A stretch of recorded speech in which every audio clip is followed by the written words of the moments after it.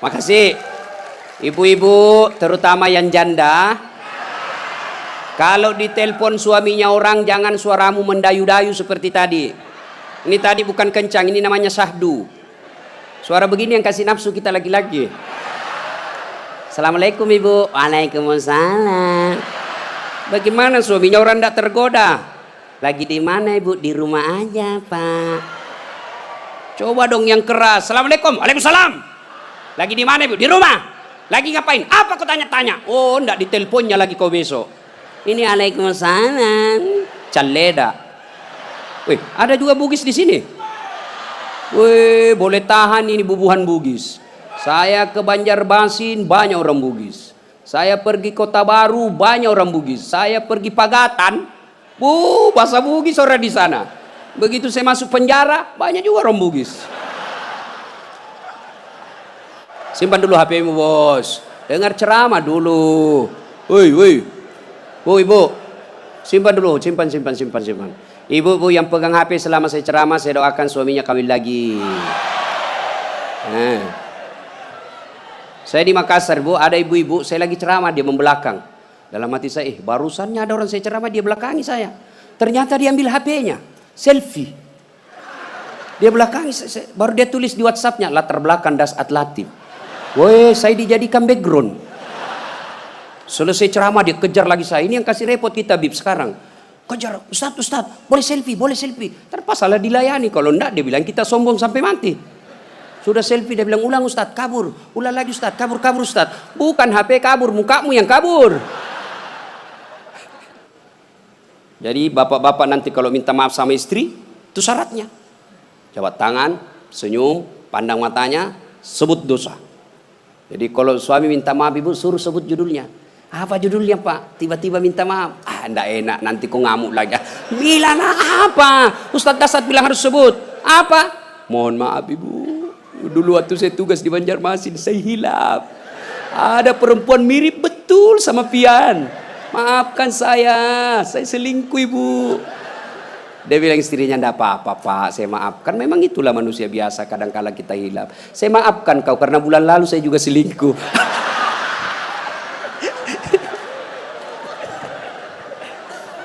Ibu-ibu, ini sebenarnya bapak-bapak banyak selingkuh gara-gara ibu-ibu juga. Bagaimana suamimu tidak selingkuh kalau kau marah-marah aja terus di rumah? Dia kira enak jadi suami nih ibu-ibu ini. Kira enak. Di kantor kita dimarah-marahi sama pimpinan.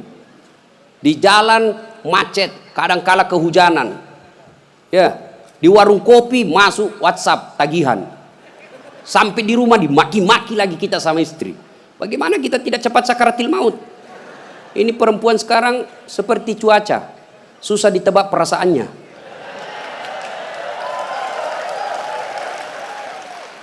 Dia kira enak laki-laki. Ibu, dengar ibu. Hui, ibu, ada 4 perempuan yang menjadi penghuni api neraka. Dengar ini. Terancam ibu-ibu. 1, kata Nabi, mereka yang selalu bicara kasar sama suaminya. Apa kau anak muda ada istrimu? Boleh marah sama suami bu, boleh marah manusiawi, tapi jangan memaki. Ini kalau marah la haula wala quwata illa billah, keluar semua kebun binatang di mulutnya. Bagaimana kita betah di rumah kalau ngomel aja kerjanya?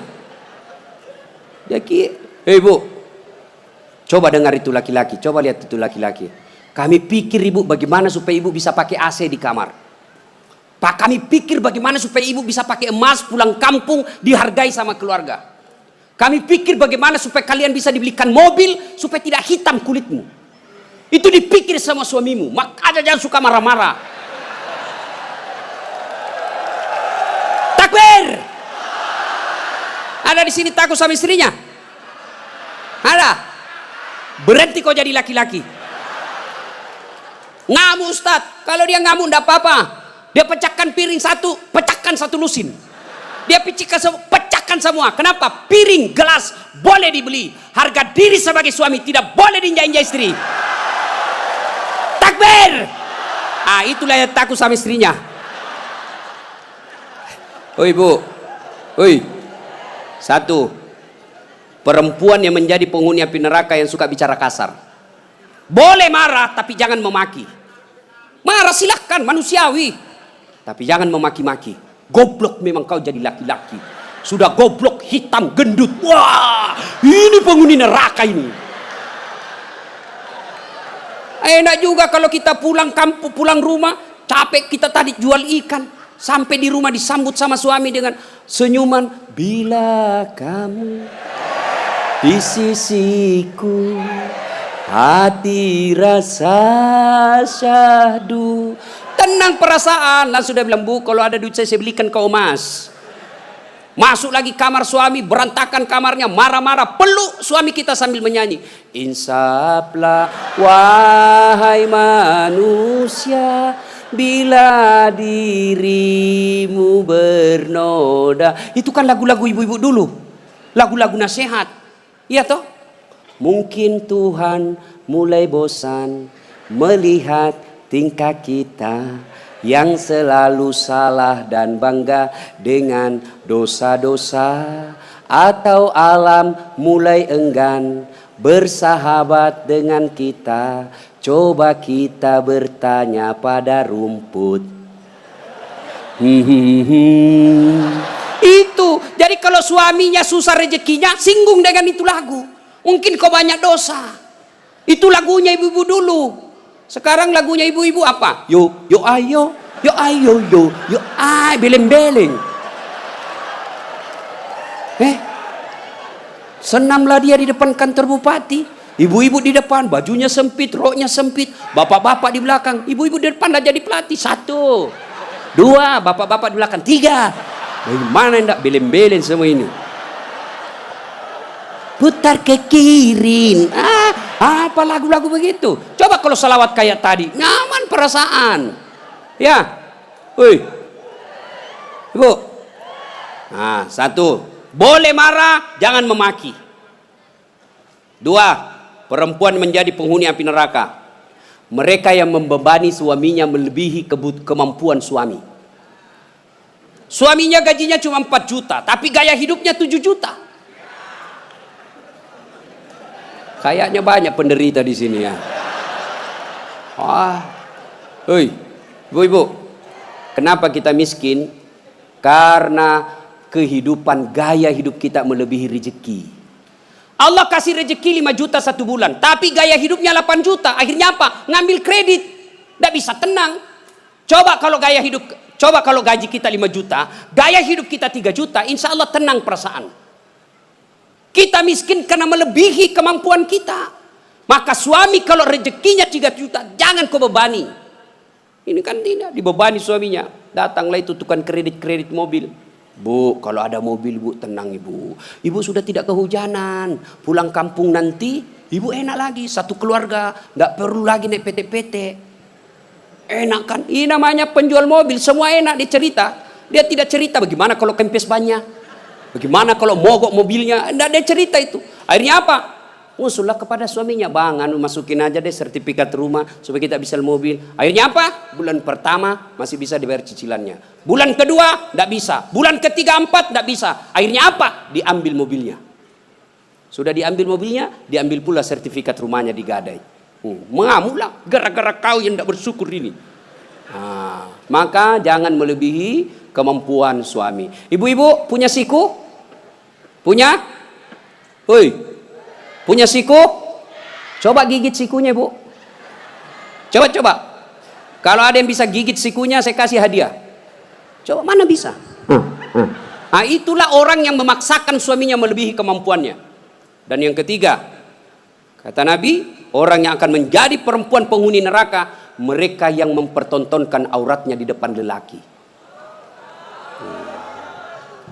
Bu, terutama ini akhwat cewek-cewek nih, mari kita kerjasama. Kami laki-laki jaga mata, tolong kalian perempuan jaga akhlak. Biar kami setengah mati jaga mata, kalian gentayangan di jalan, habis amal kami bos. Pastilah dilihat, barang bagus. Dia bilang, dilihat. Haram tidak dilihat. Barang bagus, maka solak-solak kok bos. Ya? Yang keempat, orang yang akan menjadi perempuan penghuni api neraka, mereka yang tidak mendirikan sholat. Inilah perempuan memang paling banyak tidak mendirikan sholat. Kapan? Selesai haid. Haid 5 hari tambah bonus 2. Dia bilang suaminya, kenapa belum sholat sayang? Biasanya cuma 5 hari. Orang belum bersih, masih ada sedikit-sedikit. Dia bilang suaminya, bohong. Apa bohong? Saya kasih lihat kau. Apa mau dikasih lihat? Ketawa baru kau yang begitu. Kapan lagi perempuan banyak tidak sholat? Kalau ada pengantin, mukanya dikira tembok, coklat, biru, krim, abu-abu, jilbabnya 3 lapis, kuning, coklat, jilbab sakaratil maut. Ibu bapak saudara-saudara sekalian ya.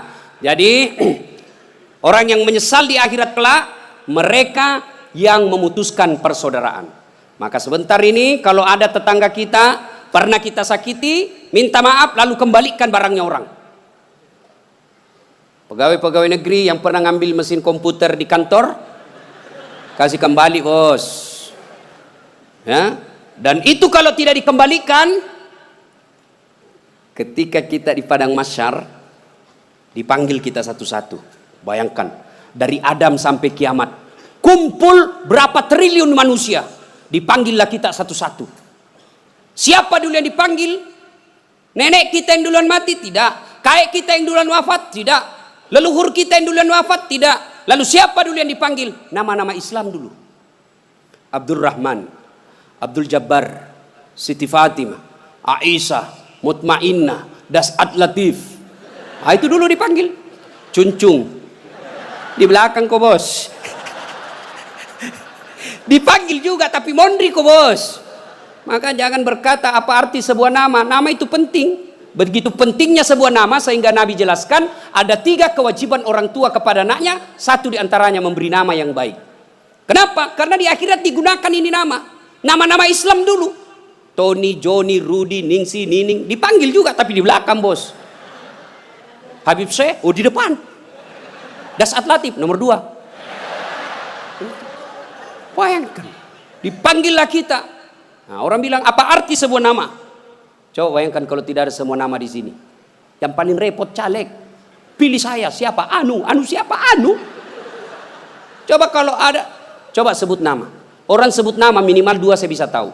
1 suku, 2 agamanya. Nama Margono. Biasanya Jawa. Gitu? Nama Ambok Dalle. Enggak mungkin Cina. Masa Ambok Dalle Cina? Pasti Bugis. Ya kan? Nah, nama. Yang kedua, nama adalah doa. Ketika nama anak kita Mutmainnah, orang yang memanggilnya, wahai Mutmainnah, wahai kau jiwa yang tenang, berarti orang mendoakannya. Dan di akhirat dipakai kelak. Ustadz, bagaimana saya Ustadz? Sudah terlanjur namaku Ronaldo. Karena bapakku pecinta bola. Bagaimana caranya Ustadz? Ya Islamkan. Bagaimana cara mengislamkannya? Tambah Muhammad di depannya. Muhammad Abdul Ronaldo. Nggak nyambung Ustadz, biar nggak nyambung. Yang penting selamat kok bos. Masih ingat almarhum Presiden kita Soeharto? Sebelum beliau menunaikan ibadah haji, kan namanya cuma Soeharto. Setelah menunaikan ibadah haji, Raja Fat waktu itu sadar, wah menderita nih Pak Harto nanti. Kalau tidak diislamkan, maka diislamkanlah namanya, ditambah di depannya Muhammad Soeharto. Ibu Tin juga ditambah di depannya Siti. Maka ibu-ibu yang sudah terlanjur namanya islamkan. Harus rubah KTP? Tidak. Yang penting misal ulang tahun. Saudara-saudara sekalian, hari ini nama saya islamkan. Yang tadinya Desi Ratnasari, saya menambah di depannya Siti Desi Ratnasari. Yang ketawa serius orang ini. Nama penting. Dan pada saat itu ketika kita dipanggil satu-satu, wajah-wajah kita di padang mahsyar tidak lagi seperti ini. Ada yang mukanya seperti ular. Kata Nabi, siapa yang muka ular? Mereka yang suka menjilat-jilat. Ini di kantor bupati banyak begini. Ya Pak, siapa. Ada juga orang itu pegawai kayak ndak punya lagi harga diri di depan bupatinya. Ya Pak, terserah Bapak. Wah. Cemen lu men. Ya. Yang kedua kata Nabi, ada juga nanti yang mukanya seperti anjing. Siapa muka anjing ya Rasulullah? Beliau menjawab, mereka yang disogok dan menyogok. Nah, ini termasuk anggota DPR nanti yang terpilih karena nyogok. Ada begitu di sini? Ada? Nah, kau salah, kenapa kau pilih? Tapi kau larang, tapi kau bilang wane piro. Nah. Lalu kata Nabi, ada juga nanti yang mukanya seperti tikus. Ya Rasulullah, siapa muka tikus? Mereka yang suka mengambil barangnya orang. Nah, ini yang ini di sini ya, yang suka korupsi dan disuruh pikul itu hasil korupsinya. Saya kalau lihat itu orang korupsi 3 miliar, 10 miliar, setengah mati dia pikul nanti itu. Dia bilang mahasiswaku 10 miliar uang dolar Singapura Ustaz itu dikantongi ji. Saya bilang jangan kau bayangkan uang Singapura, uang koin apa? Uang koin 10 miliar pikul kau itu. Ada juga kata Nabi yang nanti mukanya seperti kuda. Siapa muka kuda ya Rasulullah? Nabi menjelaskan mereka yang suka mendahului imam ketika sholat berjamaah. Nah, ini anak muda ini yang banyak. Imam belum turun dia sudah turun. Imam belum naik dia sudah naik. Ditanya kenapa kok cepat sekali? Dia bilang ini orang tua Ustaz. Sudah lowbat, saya masih full charge. Tidak boleh begitu bos. Ini juga imam kadangkala harus perhatikan. Ada juga kadangkala imam membalik-balik sunnah Rasul. Nabi jelaskan kalau kau jadi imam ringkaskan bacaan solatmu. Ini baru jadi imam mau takbir aja sudah lama. Gaji itu muakkak mani bawan selesai. Ada juga yang begitu. Kata Nabi ringkaskan bacaan solatmu. Ringkas. Yang kedua kata Nabi, bacalah yang umumnya orang hafal. Tujuannya apa? Satu, orang bisa husuk mengikuti kalau yang dia baca hafal. Coba kalau imamnya membaca kul huwallahu ahad, anak-anak juga ikut di belakang kul huwallahu ahad, karena dia hafal. Begitu imam membaca surah Al-Baqarah ayat 10 sampai 115, la haula wala quwwata illa billah. Dia husuk dengan bacaannya, kita husuk dengan hayalan. Kita mau ikut, tidak dihafal, mau ruku, belum selesai, terpaksa kita baca semua itu di dinding. Keadaan keuangan masjid, pengeluaran, saldo, waduh. Sudah dibaca satu tripleks, belum selesai bacanya imam, dibaca lagi kalender. Persatuan Guru Republik Indonesia cabang Kabupaten Tanah Bumbu. Selesai lagi, belum selesai imam, dibaca lagi bajunya orang caleg DPR RI nomor urut 7 dari Partai Nasdem. Dibaca semua Pak. Siapa yang salah? Siapa salah? Imam. Makanya kata Nabi, baca yang umumnya orang hafal dan ringkaskan. Ada orang jadi imam, dites lah anak penghafal, kau jadi imam nak, mau didengar bacaanmu, jadi imam lah, hanya dia yang hafal. Begitu lagi sholat tiba-tiba ada cicak jatuh, kena telinganya, stres hilang hafalannya. Apa sambungannya ini? Dia lupa betul, hening satu masjid. Tiba-tiba imam berkata, tolong bantu di belakang. Dia bilang di belakang, saya juga tidak tahu. Tiba-tiba berteriak, kalau begitu ya sudah, Allahu Akbar. Memangnya anggota DPR. Saya punya pengalaman ini Pak, waktu saya kecil di kampung SMP saya waktu itu. Sholat asar, lama sekali imam sujud. Kenapa lama betul ini imam sujud? Ada apa ini? Tiba-tiba ada kawan saya nakal, diangkat kepalanya. Hilang imam. Ternyata yang ditunggu sudah keluar. Dia keluar dari pintu samping. Kacau sholat. Selesai sholat ditanya, Pak Imam, kenapa kau tinggalkan kami? Dia bilang, saya kentut nak. Pak Imam, lain kali kalau kentut kasih bangkit dulu kepala supaya kami lihat kau keluar. Dia bilang, saya sengaja, malu saya kau lihat. Kacau sholat. Siapa yang salah? Siapa salah? Siapa salah? Imam. Makanya hati-hati milih imam. Ya, ada lagi kejadian ini waktu saya kuliah KKN. Belum jadi ustadz saya waktu itu. Ada kawan saya dia pakai baju gamis. Wah, saya bilang pasti anak pesantren. Jadilah imam dia. Saya di belakang dua anak fakultas sastra. Begitu dia baca Al-Fatihah masih aman. Dia baca Al-Kafirun dalam hatiku, cari penyakit ini orang ini. Benar, dia baca enggak mau sampai. Wala antum abiduna ma a'bud wala ana abidu ma abattum wala antum abiduna ma a'bud wala ana abidu ma wala antum tak putar. Temanku jengkel ini ada sastra, dia bilang, kenapa itu tak putar-putar? Lah sudah ini juga saya pikir. Kacau sholat. Makanya kalau imam salah, kacau jamaah kita. Makanya hati-hati milih imam. Kata Nabi, Milih imam itu tidak boleh sembarang. Jamaah makmum boleh, mulai dari orang waras sampai orang gila boleh jadi makmum. Mulai dari orang belum balik sampai dewasa boleh jadi makmum. Tapi imam tidak boleh. Kenapa? Salah imam, salah kalian jamaah. 2020 Tanah Bumbu akan milih imam, bupati. Salah milih imam, salah kalian, menderita kalian di kabupaten ini. Maka hati-hati milih imam. Pun kita jadi makmum juga tidak boleh sembarang, harus ada etikanya. Jadi makmum kata Nabi, kalau kau ke masjid sikat gigi dulu, terutama kalau subuh. Bayangkan kalau kita tidak sholat, tidak sikat gigi, tidur semalaman, orang di samping kita balik kanan, kita balik kiri menguap. Sampai meninggal dia ingatnya itu, busuk mulutnya itu. Sudah sikat gigi. Apalagi kalau kau jadi makmum, jangan kau merasa kaulah yang paling soleh dalam masjid itu. Ada juga orang takbir itu kayak mau dia gigit, kita punya telinga. Cool man. Baca Al-Fatihah kayak dia ada di telinga sampingnya.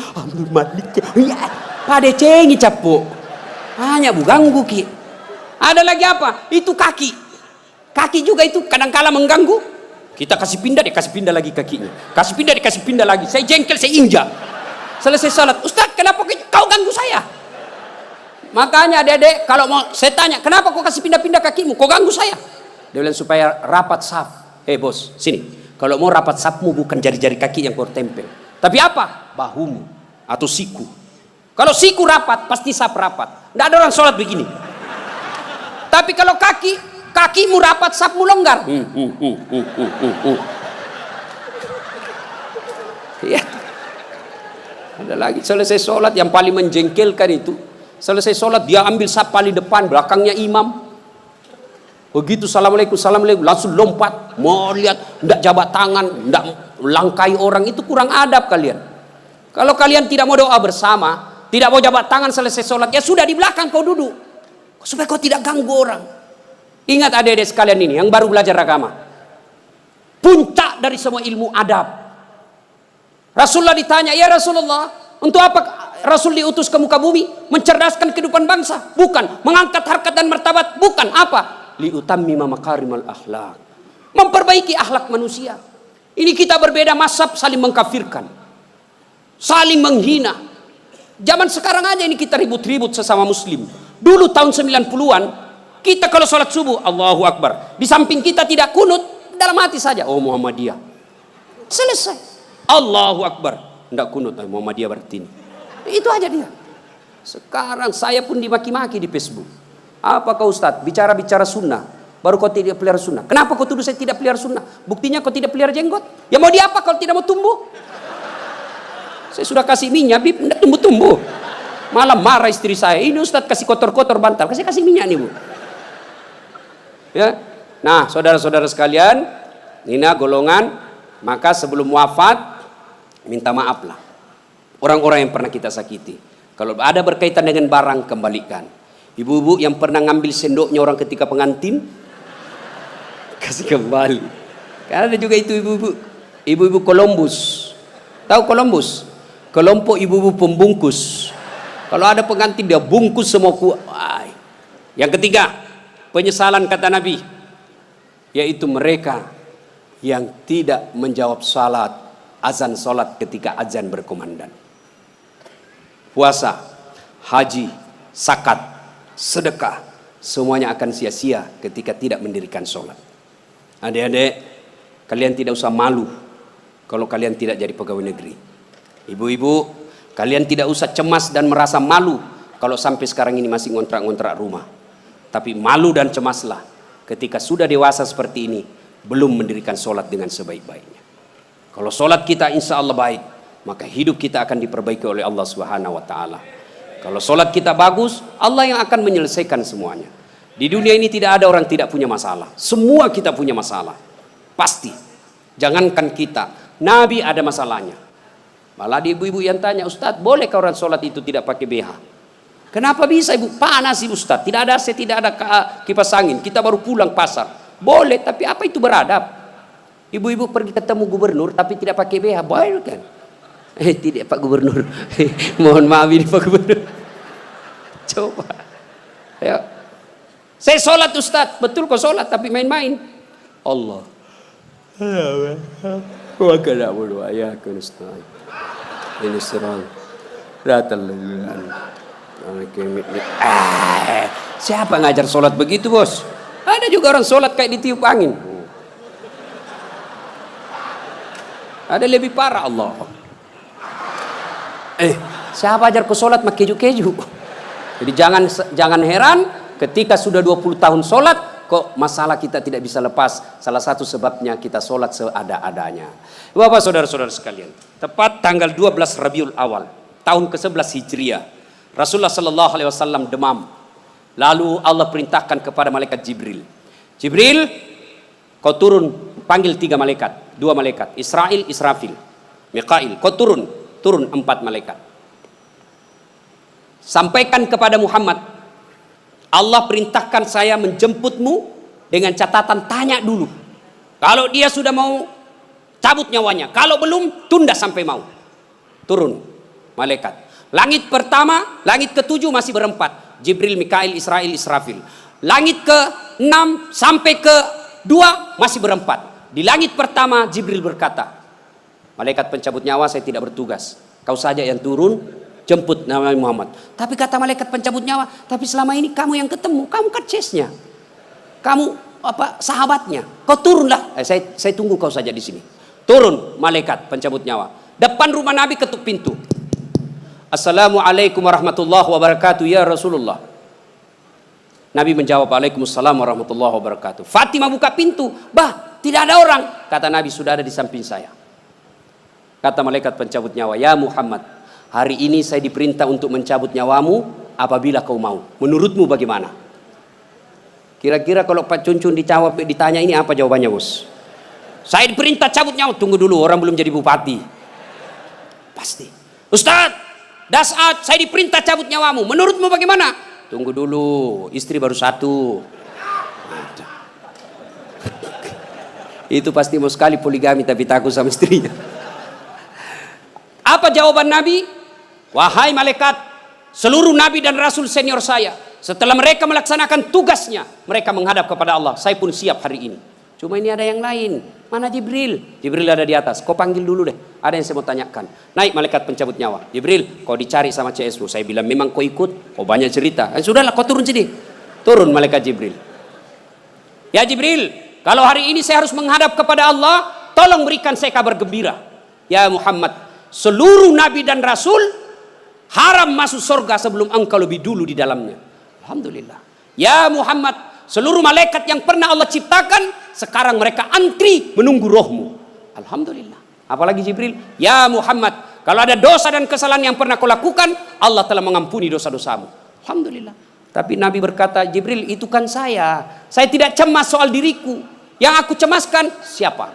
Tolong kasih saya berita gembira soal umatku. Kita yang dicemaskan Nabi. Tolong berikan saya berita gembira. Naiklah Jibril bertanya kepada Allah, turun membawa berita. Ya Muhammad, saya dapat berita gembira dari Allah. Apa? Meskipun engkau sudah tidak berada di tengah-tengah mereka, meskipun engkau sudah tidak berada di tengah-tengah umatmu, selama umatmu berpegang kepada Quran dan Sunnah, insya Allah umatmu selamat. Nabi berkata, kalau begitu laksanakan tugasmu malaikat pencabut nyawa. Jibril mundur. Mulailah dieksekusi Nabi. Dicabut rohnya, meninggalkan telapak kaki, naik ke betis, naik ke paha, menggigil Rasulullah. Keluar biji-biji keringat di pelipis beliau, di daki beliau keluar keringat. Lalu Jibril membalik ke belakang, dilihat oleh Nabi. Ya Jibril, kenapa kau palingkan pandanganmu? Apa kau jijik melihat saya sekarang ini? Jibril menjawab, demi Allah dan Rasulnya, saya tidak jijik melihatmu ya Muhammad, cuma saya tidak tega melihat engkau menghadapi sakaratul maut. Lalu Nabi menjelaskan, ya Jibril, andai saja Allah tidak sayang dan cinta kepadaku, maka aku akan rasakan betapa sakitnya sakaratul maut ini. Sampai naik ke atas, sampai ke tenggorokan beliau, sampai ke bibir beliau. Beliau mewasiatkan 3 perkara. Kata Nabi, yang pertama, perempuan kalian, jaga perempuan di antara kalian. Yang kedua, salatmu, jaga salat kalian. Dan yang ketiga Nabi ucapkan, ummati, ummati, ummati, umatku, umatku, umatku. Nabi tidak mencemaskan anak cucu beliau. Nabi tidak mengucapkan Fatimah anakku. Tapi siapa yang diucapkan Nabi? Ummati, ummati. Begitu cintanya Nabi kepada kita. Nah sekarang bagaimana cinta kita kepada Nabi? Salah satu cinta kita kepada Nabi dengan hadir di majelis salawat seperti ini. Hadir di tempat ini wujud kecintaan kita kepada Rasulullah. Pada zaman Nabi tidak ada salawat rame-rame seperti ini. Kenapa? Karena beliau ada di tengah-tengah kita. Di tengah-tengah umat pada saat itu. Nabi pernah bertanya kepada sahabat, saudara-saudara sekalian, Anda tahu siapa yang paling menakjubkan imannya? Menakjubkan itu mengagumkan. Kata sahabat, para malaikat ya Rasul. Nabi katakan tidak. Bagaimana mereka tidak menakjubkan imannya? Mereka ketemu Allah. Kalau begitu, para nabi dan rasulnya ya Rasulullah. Nabi katakan tidak. Bagaimana kami tidak beriman? Kami menerima wahyu, ketemu dengan malaikat. Kalau begitu ya Rasulullah, kami inilah para sahabatmu. Nabi katakan tidak. Bagaimana kalian tidak beriman? Kalian ketemu dengan saya, kalian melihat mukjizat, wajar kalian beriman. Lalu sahabat berkata, kalau begitu siapa yang paling menakjubkan imannya ya Rasul? Nabi menjawab, umatku, saudara-saudaramu setelah kita ini wafat, mereka beriman kepadaku, mereka percaya kepadaku, padahal mereka tidak pernah ketemu Allah, mereka tidak pernah ketemu malaikat, mereka tidak pernah melihat mukjizat, mereka tidak hidup di tengah-tengah saya, tapi mereka beriman kepadaku dan berselawat. Kita inilah yang hadir di tempat ini. Mudah-mudahan Allah berikan waktu dan kesempatan kepada kita untuk lebih banyak lagi mencintai Rasulullah. Salah satu di antaranya berselawat seperti ini. Ketika Allah perintah kita puasa, Allah tidak ikut menunaikan ibadah puasa. Allah perintah kita haji, Allah tidak menunaikan ibadah haji. Ketika Allah perintah kita bersalawat, innallaha wa malaikatahu yusalluna 'alan nabi. Sesungguhnya Allah dan para malaikatnya bersalawat kepada Rasulullah Muhammad sallallahu alaihi wasallam. Maka wahai orang-orang yang beriman, bersalawatlah kalian kepada Rasulullah. Dengar, garis bawahi, yusalluna 'alan nabi, sallu alaihi wa sallimu taslima. Salawat dengan sebaik-baik salawat. Maka jangan bersalawat sambil merokok, jangan bersalawat sambil mengisap. Kenapa? Seluruh ulama Timur Tengah mengatakan rokok itu haram, maka rasa-rasanya tidak etis ketika Bapak menyebut nama Nabi sambil mengisap rokoknya. Mudah-mudahan ada manfaat, lebih dan kurangnya mohon dimaafkan. Terima kasih atas waktu dan kesempatan.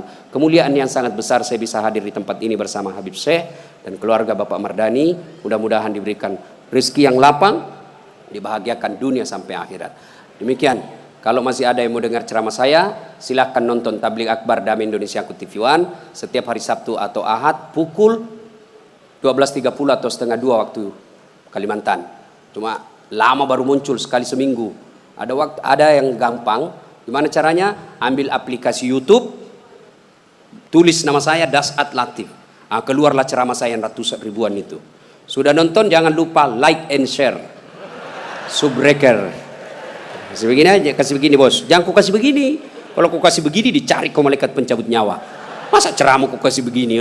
Nggak enak dilihat. Saya tidak suka. Nggak usah kau nonton. Jangan kasih begini. Nah, cuma cepat habis kuota karena 1 jam. Maka saya sediakan yang tidak menguras kuota namanya Chelsea. Ceramah singkat 1 menit saja. Gimana caranya Ustadz? Follow saya di Instagram. Dasat Latif 1212. Dasat Latif 1212. Sudah ku follow Ustaz, sudah ku tidak mau putar ceramahmu. Apa masalahnya? Masalahmu kau tidak punya kuota.